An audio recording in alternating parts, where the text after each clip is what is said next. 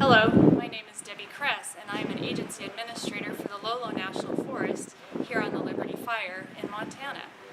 As an agency administrator, my primary role is to represent my land management agency in the suppression efforts on the fire. One of the first things that I do is work with fire managers to understand how complex the fire is likely to become, and then decide on a course of action that will safely suppress that fire.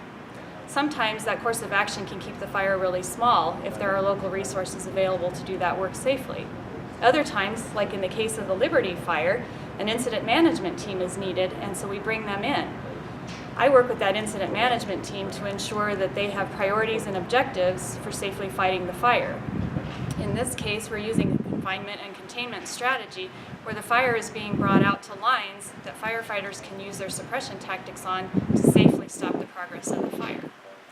Another thing that I'm doing here is working with resource advisors who are out on the landscape advising us of the values that are at risk from the fire. These values can be natural, such as timber and wildlife values.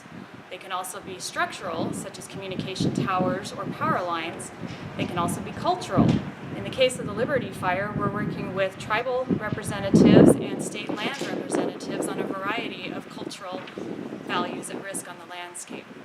Another thing that agency administrators do is track costs of firefighting efforts and ensure that money is being spent responsibly.